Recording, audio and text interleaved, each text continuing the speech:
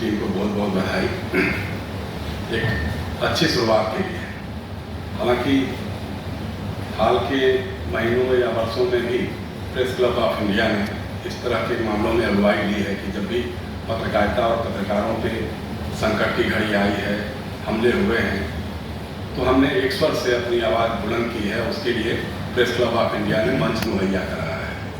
तो ये सबसे बड़ी बात है, इसके लिए बहुत बहुत बधाई, बहुत बहुत धन्यवाद। तलवार निकालो, जब तो मुकाबिल हो तो अखबार निकालो।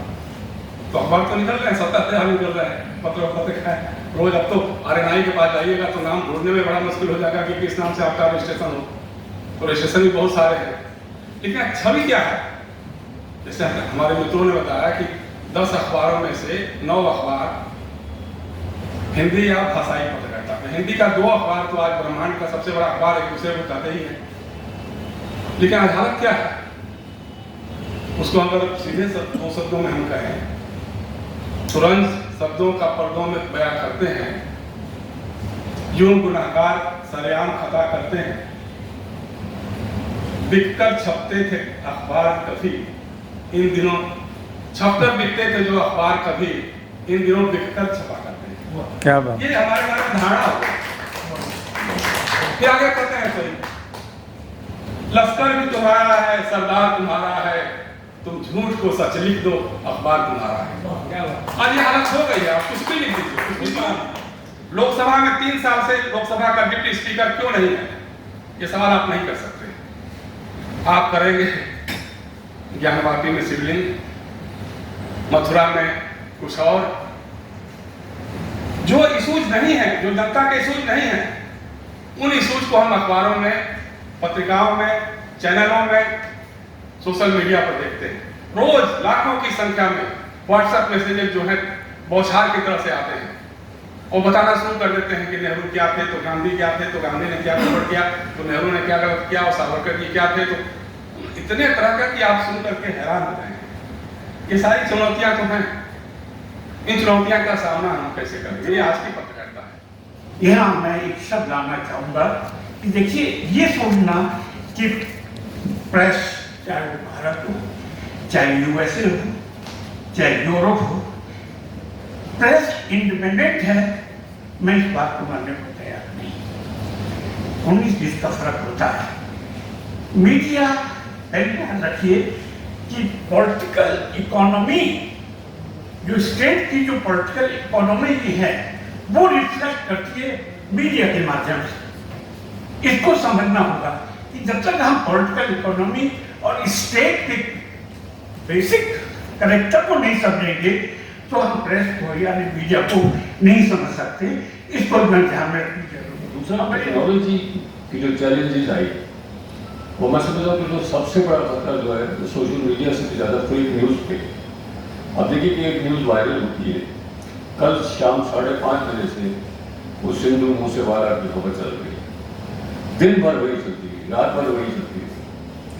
तो ये मतलब हम क्राइम को ग्लोरीफाई कर रहे हैं या हम, लेकिन मुझे मालूम है कि सारा जर्नलिज्म 3C या 4C पे चलता है, क्राइम रेटेड, सेलिब्रिटी, सिनेमा। तो ये है, लेकिन जैसे कि मुझे अनुभव है कि जो मेरे मित्र पत्रकारिता में थे वो बताते थे कि जब नया कब रिपोर्टर आता तो उसको या तो क्राइम बिल दे दी जाती या सिनेमा दिया जाता।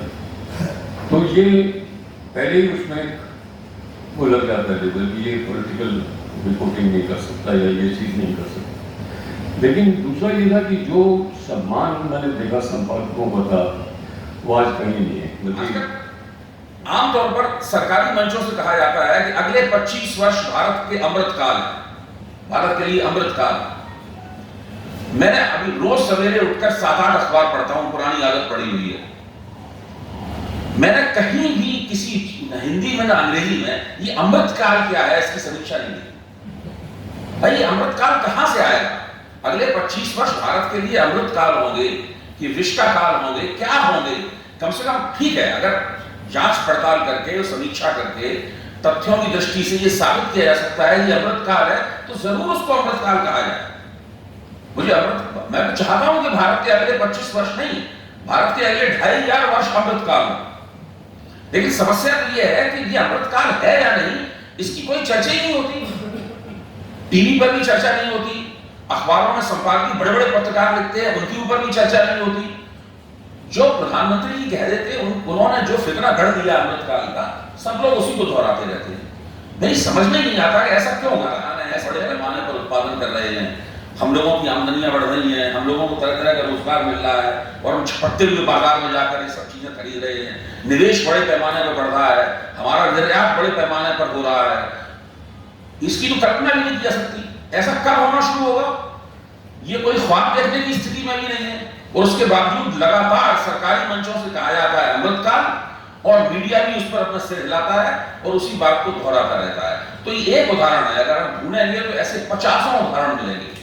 जो सरकार कहती है, पत्रकार चुपचाप उसी को दोहराता रहता है, ना उसकी जांच करता है, ना उसके खिलाफ टिप्पणी करता है, कुछ नहीं होता है। इसी तरीके से बल्कि और भी भयावह रूप में हम लोगों के छाती पर है वो जो चुनौतियां हैं। और पिछले कुछ वर्षों से, मतलब कुछ वर्षों का मतलब यह है कि मैं तो इमरजेंसी को भी लेकर के चलूंगा कि इमरजेंसी में अगर कांग्रेस का शासन था, इंदिरा जी ने सेंसरशिप भारत में लागू की थी, तो ये प्रेस क्लब ऑफ इंडिया था जिसने ये आवाज उठाई थी। और ये आवाज उठा करके यही प्रेस क्लब ऑफ इंडिया के अहाते में खुशवंत सिंह जी और कुलदीप नैयर और तमाम तरह के जो बड़े संपादक थे उस जमाने के, उन सब लोगों ने ये मुहिम प्रेस सेंसरशिप के खिलाफ यहीं से चलाई। और वो जो परंपरा है मीडिया फ्रीडम, मीडिया की आज़ादी, स्वतंत्रता, क्योंकि अगर हम ये दावा करते हैं कि दुनिया के हम सबसे बड़ी डेमोक्रेसी है, सबसे बड़ा लोकतंत्र है, तो हमको ये भी खुलासा करना पड़ेगा कि क्या हमारे यहाँ जो संविधान में जो आर्टिकल 19A के तहत जो फ्रीडम, स्वतंत्रता दी गई है, तो क्या वो चल रही है कि नहीं चल रही है, वो कायम है कि नहीं कायम है। तो वो जो वैल्यूज हैं, वो वैल्यूज की चुनौती है। और आज के दौर में जो हम देख रहे हैं कि चंद सालों में किस तरह से जो खबरों की जो सप्लाई लाइन है, सूचनाओं की जो सप्लाई लाइन है, चाहे वो मिनिस्ट्री हो गवर्नमेंट ऑफ इंडिया की, चाहे वो पार्लियामेंट हो, उनको ब्लॉक करना, रास्ता रोकना, सप्लाई लाइन, सूचनाओं की सप्लाई लाइन संसद देश में। लेकिन प्रेस क्लब जैसी संस्था पर उसको याद करना, उसकी स्थापना दिवस का स्मरण करना, ये परंपरा में नहीं आया था अभी तक। अगर ये परंपरा बढ़ रही है तो ये बहुत ही अच्छी बात है। और आज के 196 साल पहले कलकत्ता से उदंत मार्तंड नाम का अखबार जुगल किशोर शुक्ल जी ने निकाला था, और वो एक साप्ताहिक अखबार था जो 1826 में निकला और 1827 में बंद हो गया।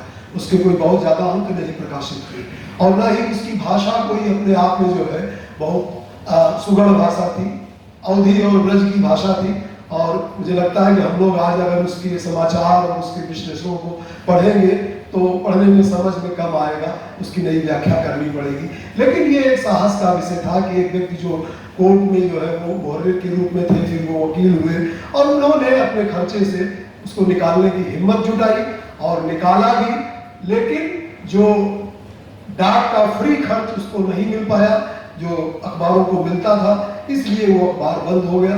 और वो हिंदुस्तानियों के हित हेतु निकला था अखबार, इसलिए अंग्रेज क्यों उसे डाक का मुफ्त दे देते, इसलिए जो है वो अखबार बंद हो गया।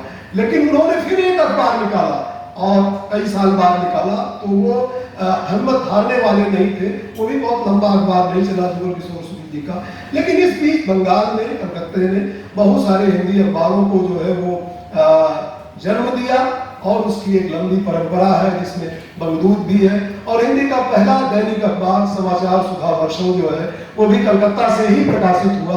ये कलकत्ता के लिए गर्व की बात है, और हिंदी के लिए भी गर्व की बात है। तो ऐसा कोई भेद हिंदी के साथ नहीं था कि हिंदी का अखबार सिर्फ हिंदी का व्यक्ति ही निकालेगा, चलाएगा। और जो पहला हिंदी का अखबार बंगदूत तो राजा राम मोहन राय ने निकाला था, और जो पहला हिंदी का दैनिक अखबार समाचार सुधा वर्षा निकला, वो जो है वो 1854 में जो है श्याम सुंदर सेन ने निकाला। और संजोग से जो राजद्रोह का मुकदमा जो है, जो आज तमाम अखबार झेल रहे हैं, उसको झेलने वाला हिंदी का पहला दैनिक पत्र ही था समाचार सुधा वर्षा, जिस पर जो है वो राजद्रोह का मुकदमा 124A के तहत लगाया गया था। और ये भी गर्व और खुशी की बात है कि श्याम सुंदर सेन ने उस मुकदमे को डिफेंड करते हुए, और वो मुकदमा हारे नहीं बल्कि जीते वो मुकदमा, ये हिंदी के लिए बड़े गर्व की बात है अपने आप में। Subscribe now and press the bell icon. Never miss an update.